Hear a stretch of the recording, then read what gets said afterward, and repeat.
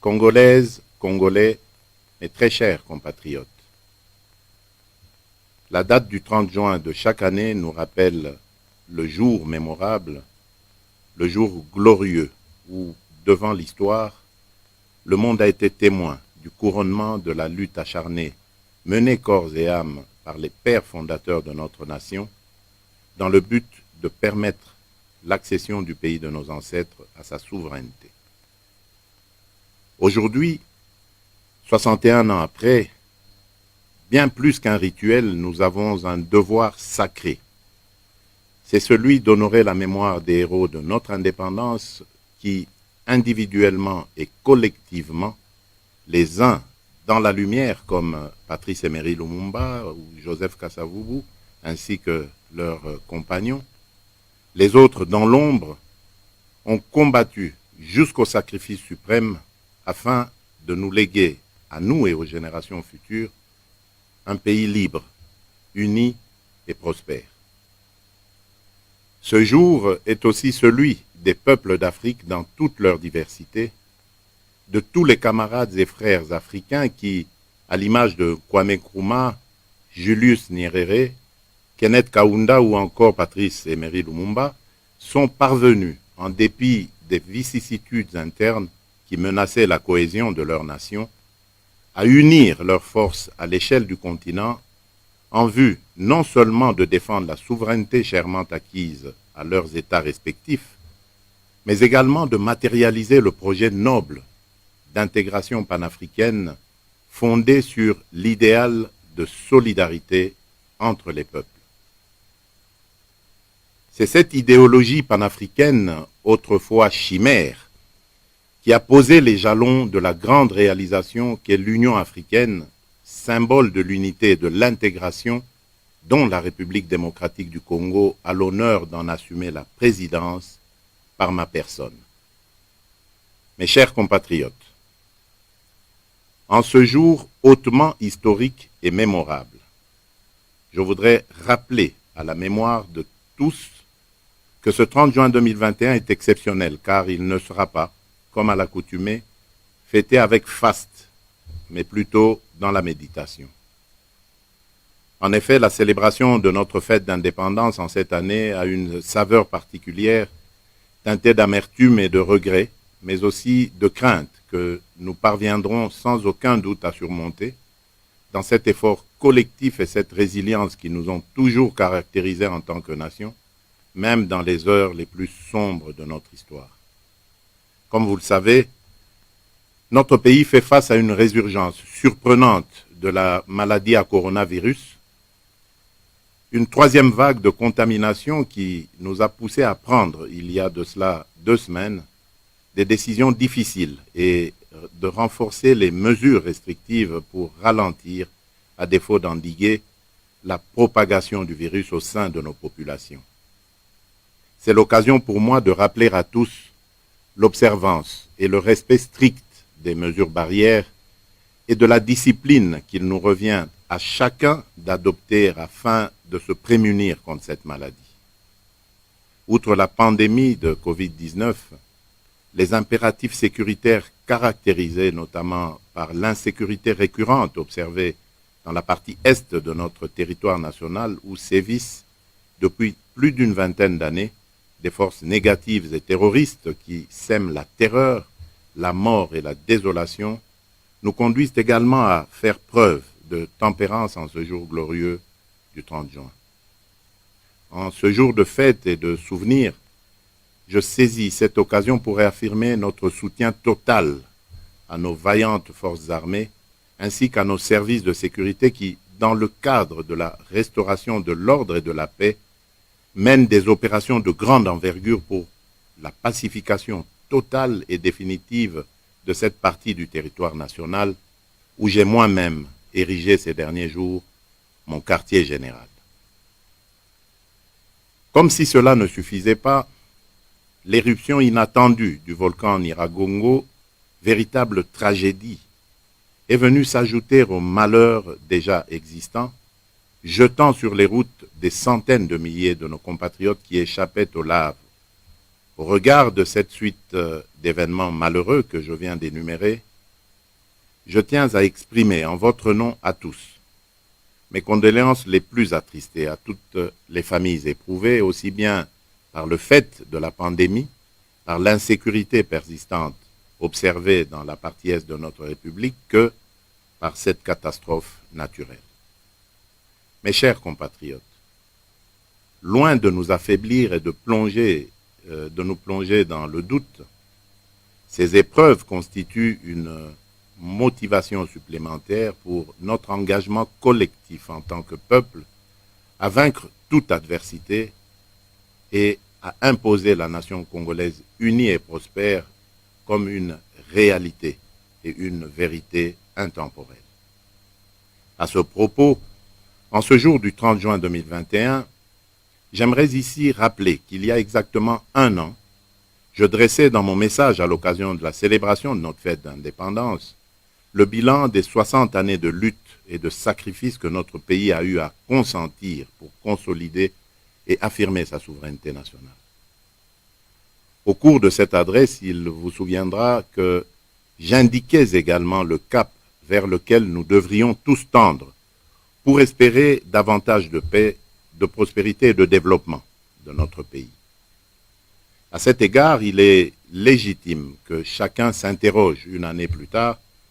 sur les nouvelles étapes franchies, ainsi que sur les avancées significatives enregistrées dans tous les secteurs de la vie nationale qui permettront de jeter les bases d'un Congo nouveau, libre et prospère, qui sera appelé à jouer un rôle dans ce monde qui s'est donné pour objectif de lutter contre le changement climatique et de promouvoir le développement durable et une économie verte. Je vais donc en quelques mots évoquer les actions que nous avons pu entreprendre et comment nous entrevoyons le développement intégral de notre nation en dépit d'un contexte mondial difficile dominé par la pandémie de Covid-19. Sur le plan de la politique intérieure, tirant les conséquences de ce que la gouvernance de la coalition qui était au pouvoir depuis mon avènement à la magistrature suprême ne permettait pas de rencontrer les aspirations légitimes du peuple à son bien-être social, objectif auquel j'ai toujours été attaché, j'ai recouru à votre concours pour remettre notre pays sur la voie du développement en changeant de paradigme pour y substituer l'idéal d'une union sacrée de la nation, véritable vision pour une bonne et nouvelle gouvernance et gage d'assurance pour le fonctionnement harmonieux de nos institutions. Il est question, à travers cet idéal, de bâtir et de consolider une société solidaire, garante d'une véritable cohésion nationale fondée sur l'inclusion de tous. Sur le plan sécuritaire, l'instauration de la paix sur toute l'étendue du territoire national et particulièrement dans la partie est de notre pays doit demeurer un de nos objectifs sacro-saints. Sa concrétisation progressive nous amènera inexorablement vers la construction d'un véritable état de droit reposant sur une administration efficace, capable de mieux gérer et de mieux défendre nos frontières, ainsi que d'exercer l'autorité de l'État sur toute l'étendue du territoire national. C'est dans cette optique que j'ai proclamé en date du 3 mai 2021 l'état de siège dans les provinces de l'Ituri et du Nord Kivu, mesure qui du reste est unanimement appréciée par notre peuple, qui laisse entrevoir une voie de sortie salutaire aux maux et à la gangrène qui se sont ancrés dans ces zones, aux grandes dames de nos populations. En effet,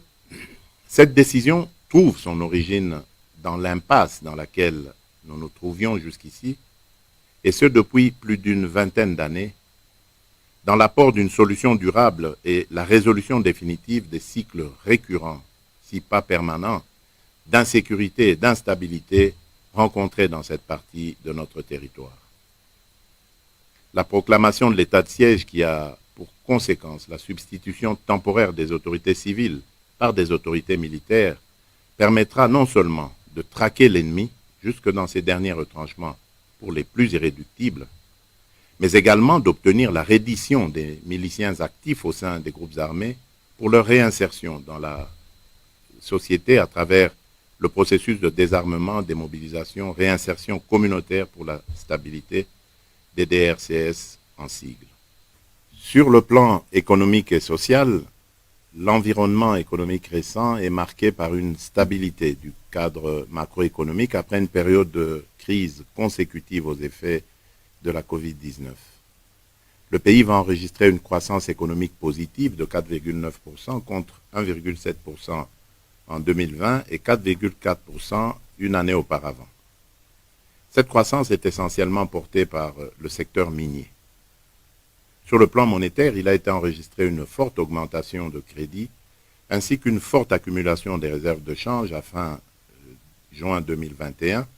en dépit de la crise induite par la Covid-19. En effet, le niveau de réserve est passé de 879,5 millions de dollars à fin décembre 2018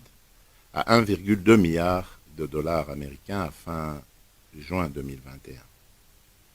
Il a été également enregistré une forte mobilisation de recettes de 2019 à 2021, et ce en dépit d'un environnement économique difficile. Cette prouesse a été rendue possible grâce au travail des régies financières avec l'accompagnement de l'inspection générale des finances. Au rang des satisfactions, on retient également l'accord conclu avec le Fonds monétaire international auprès duquel le pays bénéficiera d'1,5 milliard de dollars en droits de tirage spéciaux. Ces résultats encourageants permettront sans aucun doute de soutenir les différentes politiques sociales mises en place par le gouvernement, comme celle concernant la gratuité de l'enseignement primaire et l'accès à la couverture santé universelle. Ces résultats permettront également d'accompagner ma vision de promouvoir une plus grande intégration au niveau national à travers la construction et la réhabilitation des routes, des chemins de fer, des ports et aéroports qui, in fine, permettra l'interconnexion de nos différentes provinces. J'insisterai à cet effet pour que le gouvernement veille à matérialiser cette vision contenue dans son programme d'action. Sur le plan diplomatique, plus de 60 ans après son indépendance, la République démocratique du Congo connaissait encore un parcours ne répondant ni à sa géopolitique, ni à sa nouvelle vision de développement basée sur la paix. Épicentre géopolitique et géostratégique du continent, notre ambition doit être de promouvoir notre politique étrangère et de l'adapter au rang qui devrait être le sien. À ce propos, notre élection à la tête du bureau des chefs d'État et de gouvernement de l'Union africaine a constitué une première étape dans la quête d'une renaissance et d'une requalification des objectifs de notre diplomatie, désormais proactive et tournée vers le développement. Cette consécration nous a, par ailleurs,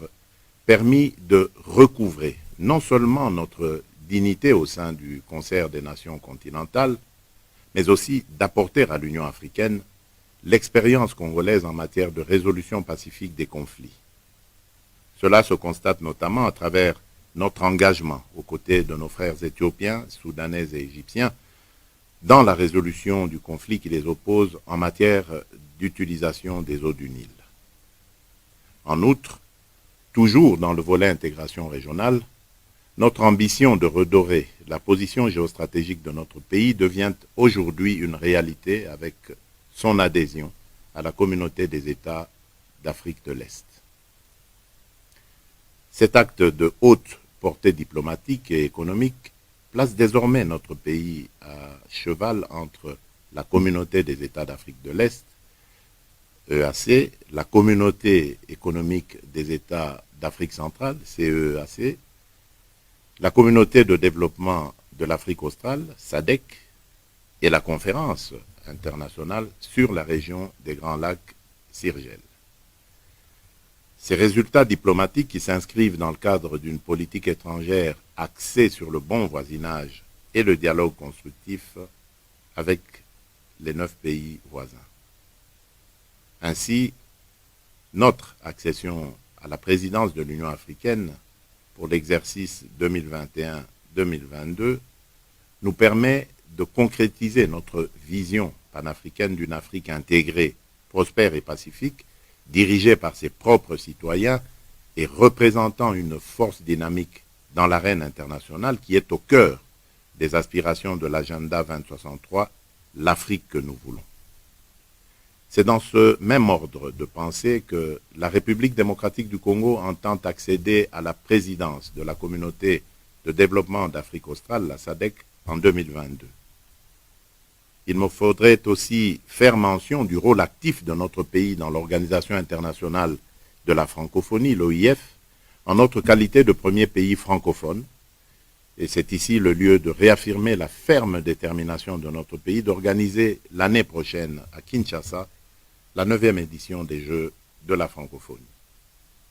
Dans cette nouvelle vision d'ouverture de la politique intérieure et extérieure de notre pays, les espoirs sont permis avec comme finalité l'amélioration soutenue de la vie sociale de notre peuple. Sur le plan environnemental, nous n'avons cessé de réitérer notre ferme engagement pour la mise en œuvre de l'accord de Paris afin de contribuer à la lutte globale contre le changement climatique. Nous avons également plaidé pour un prix équitable et rémunérateur du carbone forestier, de même que la prise en compte de la conservation et de la régénération de nos forêts et l'accès aux bénéfices y afférents.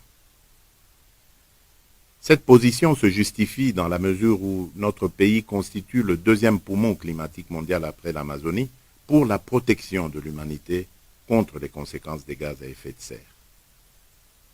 Mes chers compatriotes, toujours dans cette volonté d'améliorer le bien-être de nos populations et de promouvoir le développement, j'ai fait le pari de miser sur l'apport de nouvelles technologies du numérique, le développement et la promotion de nouvelles technologies de l'information, secteurs qui, sans aucun doute, transformeront et moderniseront notre pays dans de nombreux aspects. Ce pari qui se matérialise notamment à travers le plan national du numérique et la création du ministère du numérique se révèle crucial pour nous permettre de faire collectivement un bond en avant vers une société mieux organisée, mieux gérée et plus transparente. En ce qui concerne les apports qui pourraient être générés, on pourrait citer par exemple l'identification digitale de notre population, la fourniture de données statistiques fiables à notre administration, la maximisation des recettes grâce aux techniques et autres logiciels de contrôle ou encore à la numérisation du cadastre foncier et minier, d'où s'évaporent chaque année de précieuses ressources. Mes très chers compatriotes, pour conclure, je vous invite à continuer à cultiver l'amour de la patrie, à raffermir davantage l'esprit d'union des cœurs afin de préserver notre intégrité territoriale et à apporter la joie à notre peuple.